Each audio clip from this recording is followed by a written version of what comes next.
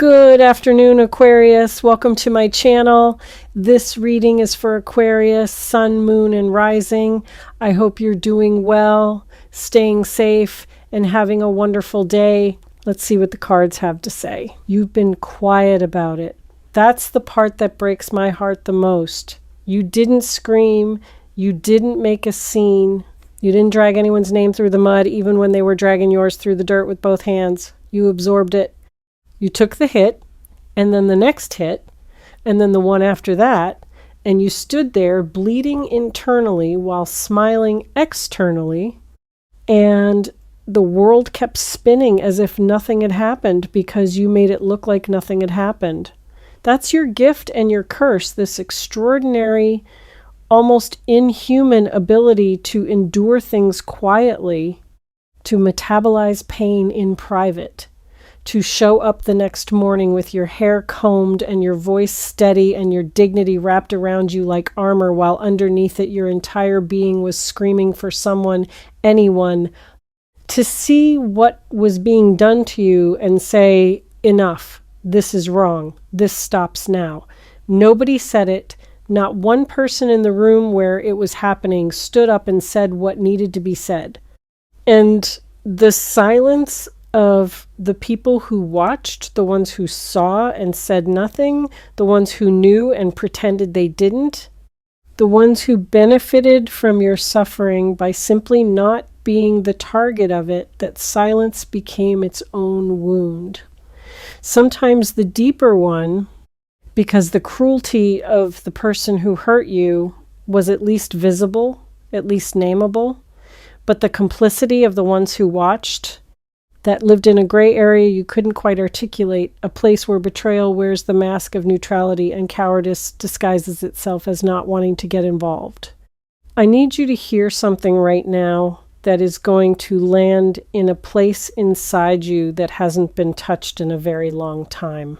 What was done to you was seen, not by the people in the room, not by the ones who should have spoken up, but by something far older, far larger, far more invested in your well-being than any human observer could ever be. And that something, call it God, call it the divine, call it source, call it the intelligence woven into the fabric of existence itself, that something is not neutral. It is not sitting passively on a cloud, watching human cruelty unfold with detached philosophical interest. It is furious, not the petty, ego-driven fury that humans mistake for anger, a sacred fury, the kind that moves through the foundations of reality like tectonic pressure, slow and invisible until the moment it's not, until the moment the earth splits open and swallows what was built on corrupt ground. That fury has your name attached to it. It is fury on your behalf, and it is already in motion. Let me be clear about what I mean when I say you were tortured, because the word might feel too strong to some people hearing this, and I need to make sure we're not softening what happened to make it more palatable for comfortable ears. Torture isn't always physical. It isn't always loud. Some of the most devastating forms of torture are psychological, emotional, relational, carried out not with instruments but with words, with exclusion, with calculated campaigns of character destruction that leave no visible bruise but shatter a person's sense of reality, belonging, and self-worth. What was done to you was systematic. It wasn't a single incident. It wasn't a misunderstanding that got out of hand. It was a pattern, deliberate, sustained, and participated in by multiple people who each played their role in the architecture of your suffering. Some of them were active participants. They threw the stones. They crafted the lies. They weaponized information against you, twisted your words until they were unrecognizable, took the most innocent things you said or did and reframed them as evidence of something dark. And others were passive participants, the audience members who watched the stoning without ever questioning who threw the first rock or why. Both groups are accountable. Both groups are being called to account. and neither group is prepared for what that accounting is going to look like. There's a specific quality to what happened that I want to name because I think it's the part that has wounded you most deeply, even more than the lies themselves. It's the injustice of being misrepresented by people who knew better. These weren't strangers making assumptions about you based on incomplete information. These were people who had access to the truth. People who sat at your table. People who received your kindness, your generosity, your vulnerability, your trust. They knew who you were. They had firsthand experience of your character, your heart, the way you show up for the people you care about, and they chose with full knowledge of the truth to construct a false version of you and present it to the world as if it were real.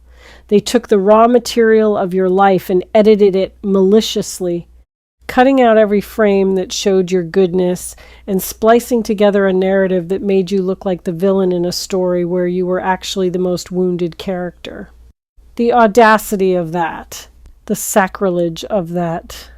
Taking someone's authentic self and remaking it into a monster to serve your own agenda, there is something profoundly unholy about that act, something that violates a law deeper than any legal system, a spiritual law that says you do not bear false witness against the innocent. And that law, unlike human laws, has no statute of limitations. It doesn't expire. It doesn't get reduced for good behavior. It waits and it collects. I want to talk about what this did to you internally, because the external damage, the lost relationships, the closed doors, the reputation that was poisoned, that's visible, that's quantifiable. But the internal damage is where the real devastation lives, and it's the part no one asks about because no one knows to ask. What happens to a person when they're consistently misrepresented is something like an identity earthquake. The ground beneath your sense of self begins to shake. Not because you believe the lies, you know the truth about who you are, but because the gap between how you see yourself and how others have been made to see you becomes so wide that you can't bridge it anymore. You walk into a room knowing you're kind, and the room has been told you're manipulative. You offer help knowing your intentions are genuine, and the recipients have been primed to suspect ulterior motives. You try to speak your truth and discover that the channels of communication have been contaminated, that anything you say will be filtered through a lens someone else installed, a lens designed to distort your light into something that looks like darkness. And eventually, even though you know who you are, the exhaustion of constantly having to prove it starts to erode something. Not your identity exactly, but your willingness to share it. You start withdrawing, withholding, becoming quieter, more guarded, less open, not because you've become a different person, but because the cost of being yourself in an environment that has been weaponized against you becomes too high to pay every single day. That withdrawal was noticed. And this is the part that might make your jaw tighten. It was used against you too. See? She's pulling away. She's isolating herself. She's acting differently, as if your natural response to being attacked was evidence of the very instability they accused you of. They created the wound and then pointed to your bleeding as proof that something was wrong with you. They built the cage and then described your pacing as madness. The circular logic of it, the inescapable trap of being judged for your reaction to the judgment that was perhaps the cruelest layer of all, because it left you with no viable response. Fight back, and you're aggressive, dramatic, proving their point. Stay silent, and your silence is interpreted as guilt, as admission, as the quiet compliance of someone who knows they've been caught.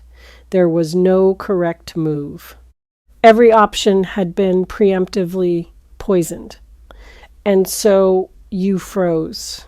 Not out of weakness, out of a kind of spiritual paralysis that occurs when a genuinely good person realizes that the game has been rigged so thoroughly that playing it in any direction leads to the same outcome. But here's what they didn't account for. Here's the variable that no amount of human cleverness can control or predict. There's a force in this universe that remembers not the way humans remember selectively, conveniently, filtered through ego and self-interest.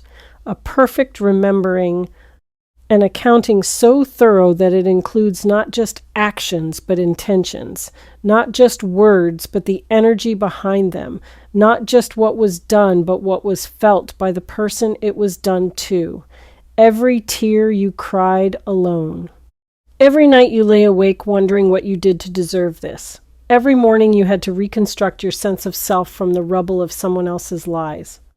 Every silent prayer you sent upward that was just a single word, why, repeated until it lost its shape and became just breath, just ache, just the sound of a human being who has been broken by injustice, asking the universe if it's paying attention. It was paying attention. Every single moment was recorded, and the record is now being reviewed. The divine fury I mentioned isn't anger the way you and I experience anger. It's not reactive or volatile or prone to burning out after the initial flare. It's structural. It's the universe itself refusing to allow an imbalance this severe to persist indefinitely. Think of it like a scale that has been held down on one side by force, the weight of lies, the weight of collective cruelty, the weight of unchallenged injustice, pressing down and down and down, while the other side, your side, the side of truth, hangs suspended in the air, ignored, dismissed, waiting. That scale has a breaking point. Every system of imbalance does.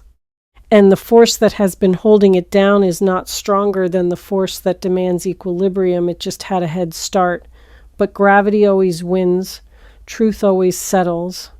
And when this particular scale tips, and it is tipping right now, as you hear these words, the correction won't be proportional. It will be overcorrective. Because the universe doesn't just restore balance, it compensates. It adds weight to the side that was wronged, as if to say, not only were you right, but you will be so visibly, so undeniably, so publicly vindicated that no one will ever be able to question which side the truth was on. I want to describe what this vindication is going to look like, because I think you need to see it in your mind before you see it in your life. The truth about what happened to you is going to surface. Not because you force it, not because you launch a campaign of exposure or revenge or strategic information warfare. You won't have to do any of that. The truth is going to surface because the very people who participated in your destruction are going to be the ones who unravel the lie. Not intentionally, never intentionally.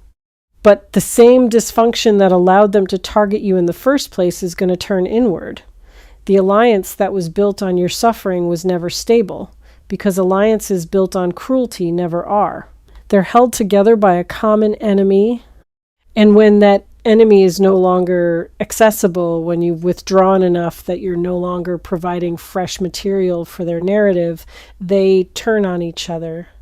The same tongues that spoke against you will begin speaking against each other.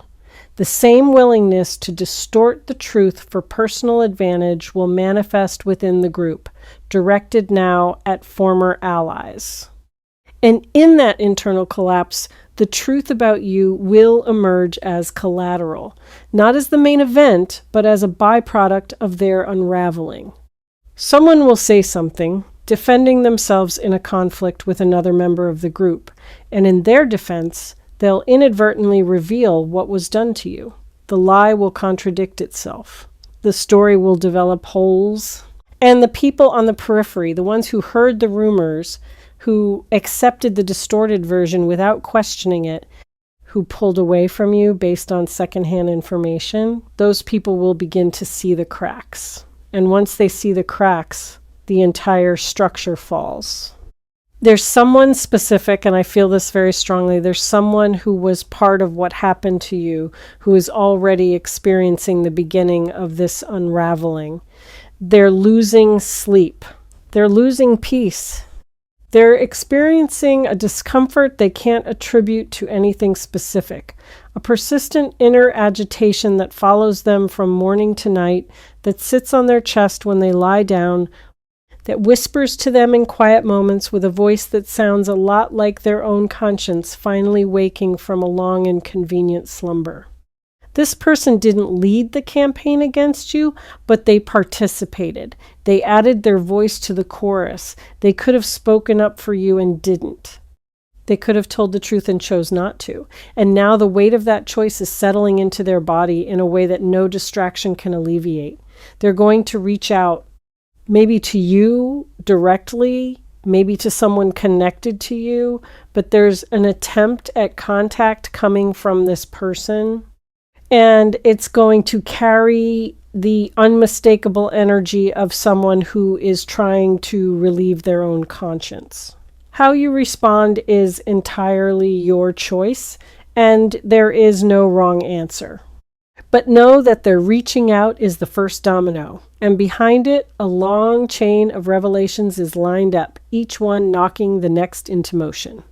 What the divine is demanding, and I use that word with full weight, demanding, not requesting, not suggesting, not gently encouraging, what is being demanded is the restoration of your name. Your name. Not your reputation, which is what others think of you. Your name, which is the energetic signature of who you actually are.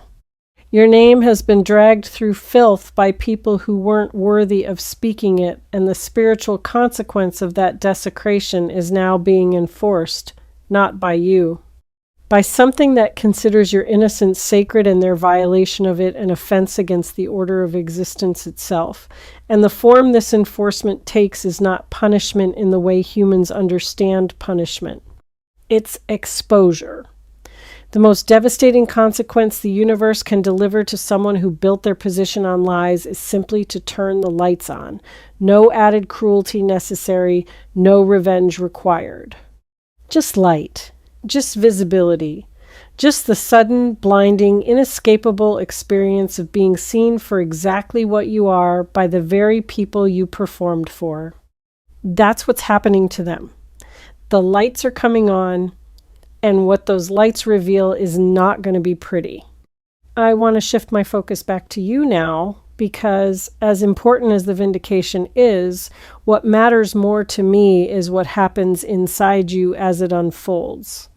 Because vindication, when it finally arrives, doesn't always feel the way you imagined it would. You've probably fantasized about this moment, and there's no shame in that. Every innocent person who was wronged fantasizes about being proven right. In the fantasy, vindication feels triumphant. Clean! Like the final scene of a movie where the truth comes out and the music swells and the hero stands tall while the villains slink away in defeat. But in reality, vindication often feels more complicated than that. There's relief, yes, but there's also a sadness, a deep, aching sadness that the vindication was necessary at all. That you had to spend time and energy and health defending a truth that should have been self-evident. That the people who claim to know you could look at you and not see what was obvious. That trust, once a natural state, became something you had to ration and guard. The vindication doesn't erase those losses. It acknowledges them. And the acknowledgement, while healing, also opens the door to a grief, as you might have been postponing. The grief of realizing just how much was taken from you during the period when the lies had the floor. Let yourself grieve that. When the truth comes out and the relief washes through you, let the grief come too. They're not contradictory emotions, they're companions. They arrive together because justice without mourning is incomplete. You need to honor what was lost before you can fully step into what's being restored, the time. The relationships that were poisoned beyond repair, the opportunities that evaporated when your name was attached to a narrative you didn't author. The version of yourself that existed before the assault on your character, the more trusting version, the more open version, the version that didn't flinch when someone new got close because you hadn't yet learned that closeness could be weaponized. That version deserves a moment of silence. Acknowledgement that she existed and she was beautiful, and losing her was a real loss, even as the person you've become in her absence is stronger and wiser and more discerning than she ever was. There's something happening right now in the spiritual realm, and I don't use that phrase casually because I know how it sounds, but there is no other way to describe what I'm perceiving. There's an energy of what I can only call divine indignation surrounding your situation, and it's specifically focused on the people who knew you were innocent and chose the side of the aggressors anyway. Not the architects of the lies. They'll face their own reckoning, and it's already underway. I'm talking about the witnesses, the bystanders, the ones who sat in the audience while you were being crucified in your community, in your family, in your social circle, in whatever arena this played out, and did nothing, said nothing. Some of them even quietly agreed with the narrative because it was easier than questioning it, because questioning it would have required them to confront the aggressors, and they weren't brave enough for that. So they sacrificed you instead, threw you under the bus to avoid standing in front of it themselves. And now the same force that's coming for the architects is coming for them, not with the same intensity, but with an unmistakable message. Complicity is not neutrality. Silence in the presence of injustice is a choice, and every choice has consequences. Some of these bystanders are going to come back to you. I see multiple people, not just one, multiple making their way back to your life over the coming period with varying degrees of awkwardness, regret, and sheepishness. Some will apologize. Some will just reappear without addressing what happened, hoping their presence will communicate what their words can't. Some will try to rewrite their own role in the story, claiming they never really believed the lies. They were just too afraid to speak up. They always knew you were innocent. And some of those claims will be partially true, and some will be entirely self-serving. And your job is not to sort through the sincerity of each person's return. Your job is to decide case by case whether you have room for them. Some of them you will welcome back, not because they deserve it, but because your heart is large enough to hold reconciliation, and you recognize that fear makes cowards of people who aren't inherently cruel. Others you will not welcome back, and that boundary will be neither vindictive nor dramatic. It will simply be the quiet, final closing of a door that you no longer have the energy or the interest to keep open. Both responses are valid. Both are holy. The divine doesn't demand that you forgive on anyone else's timeline or that you extend grace to people who aren't doing the work to earn it. If you've been showing up for the messages here on Mary's Angel Tarot, you know that the recurring thread in everything that comes through is the insistence that you stop sacrificing yourself on altars that other people built. And this moment, this season of vindication and restoration is perhaps the most important test of that lesson you'll ever face. Because the temptation when vindication arrives is to be gracious about it, to minimize what happened, to comfort the very people who need to sit in their discomfort, to say, it's okay, don't worry about it, when it is not okay, and they should absolutely worry about it. Your instinct toward mercy is one of your most beautiful qualities, But mercy without discernment is just self-harm wearing a spiritual costume. You can be merciful and still require accountability. You can be forgiving and still maintain boundaries. You can wish someone well and still refuse to give them access to the inner rooms of your life that they proved they couldn't be trusted in. Grace is not an open door policy, it's a selective one. And the selections you make in this season are going to determine the quality of every relationship you have going forward. I want to tell you something about the honor that's being demanded on your name, because I think this concept might be unfamiliar to you. You've been so focused on surviving the assault that you haven't considered what comes after survival. What comes after is restoration. And restoration in the spiritual sense is not just the return of what was taken, it's elevation. The biblical principle applies here, even if you're not religious. What the locusts ate is being returned, and it's being returned with interest. Your name, which was dragged through darkness, is about to be spoken in rooms you've never entered, by people you've never met, in contexts that would astonish you. Opportunities that were blocked by the contamination of your reputation are going to open, not because you campaigned for them or proved your innocence in some public forum, but because the energy around your name is shifting. The spiritual charge of it is being cleansed.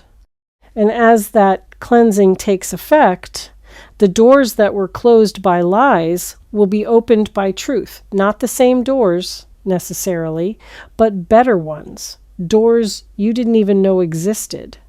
Doors that lead to spaces so aligned with your authentic self that walking through them will feel less like entering somewhere new and more like coming home.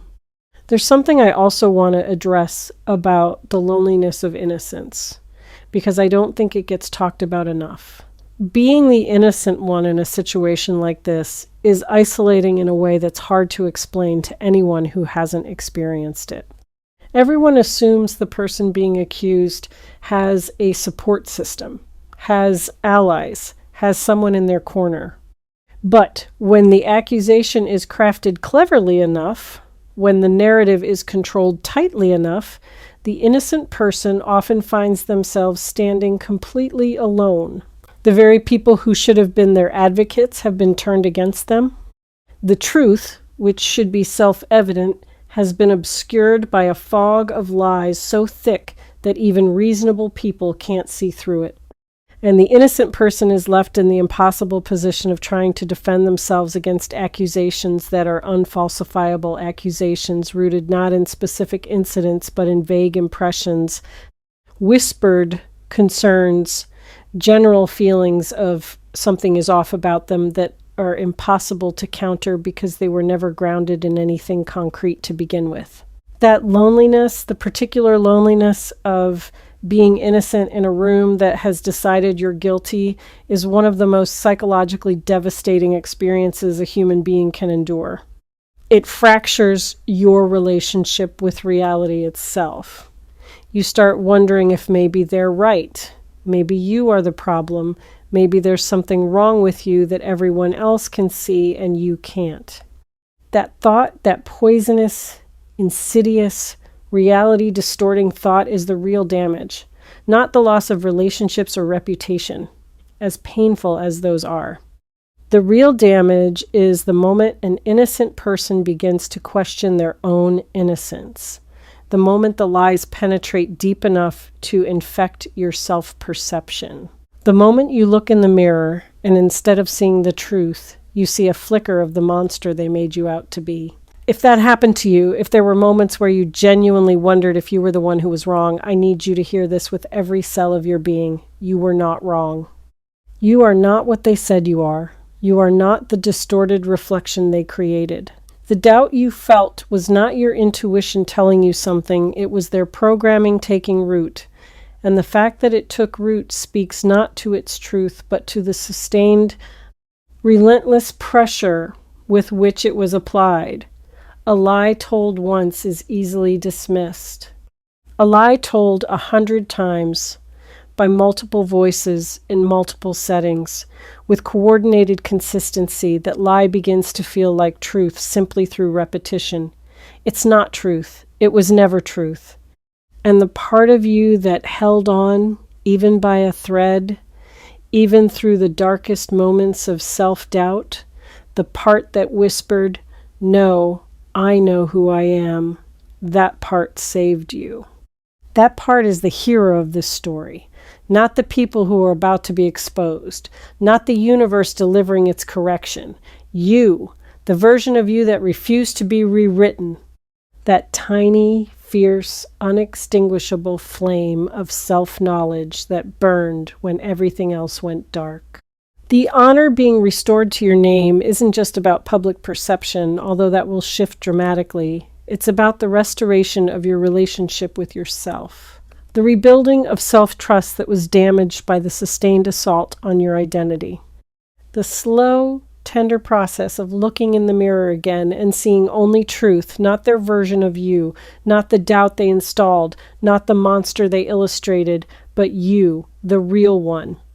The one who endured something that would have destroyed a lesser spirit and emerged not just intact but illuminated. Because that's what suffering does to an innocent heart. It doesn't corrupt it. It clarifies it. It burns away everything that isn't essential and leaves behind a purity of purpose, a depth of compassion, a quality of strength that can only be forged in the exact kind of fire you've been walking through. I see you on the other side of this. And the person I see is not bitter, not hardened, not consumed by a desire for revenge or obsessed with watching the people who hurt you get what's coming to them. The person I see is free, genuinely, profoundly, almost shockingly free. Free in the way that only someone who has been unjustly imprisoned and then fully exonerated can be. There's a lightness to you on the other side of this that is almost impossible to describe. It's not the lightness of someone who has never suffered. It's the lightness of someone who has suffered completely, has been vindicated completely, and has released the entire experience into the hands of something greater than themselves. You're not carrying it anymore. You've set it down.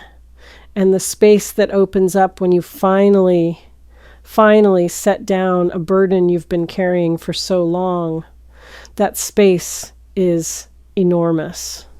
That space is where your new life begins. And the people who tortured you, they're about to discover something that every person who harms an innocent eventually learns. The protection that surrounds a pure heart is not passive. It doesn't just shield, it responds, it records. It waits for the precise moment when its response will be most instructive, and then it delivers a lesson so perfectly tailored to the transgressor's weaknesses that there is no possibility of avoidance. They will not be destroyed. Destruction would be too easy, too quick, too merciful for the kind of sustained cruelty they practiced. Instead, they will be educated. They will be given the experience of standing exactly where you stood, misunderstood, misrepresented, alone, watching people they trusted turn away based on stories that aren't true. Not as punishment, but as curriculum. Because the universe is, above all things, a teacher. And some lessons can only be learned by living them. You don't need to watch that lesson being delivered. You don't need to monitor their suffering to ensure it's sufficient. Your chapter in this story is the chapter of restoration, not retribution. The retribution belongs to forces far more precise and far more patient than any human capacity for revenge. Your energy, from this moment forward, belongs to the life that's opening before you, the life where your name is clean, your heart is known, your spirit is honored, and the truth about who you are speaks so loudly that no lie, no matter how cleverly constructed, can ever compete with it again. You survived the unsurvivable, You remained innocent in a system designed to make you guilty. And now the very heavens are rearranging themselves to ensure that your name, your truth, your light is placed where it always belonged, not in the shadows where your enemies buried it, but in the high and holy place where it shines so brightly that everyone who ever doubted you will have to shield their eyes. Stand up, lift your head. The season of your humiliation is over, and what's coming next is going to make every tear you cried in silence worth more than the people who caused them could ever comprehend. All right, thank you so much for watching Mary's Angel Tarot. Take care of your energy, and I'll see you in the next reading. Bye.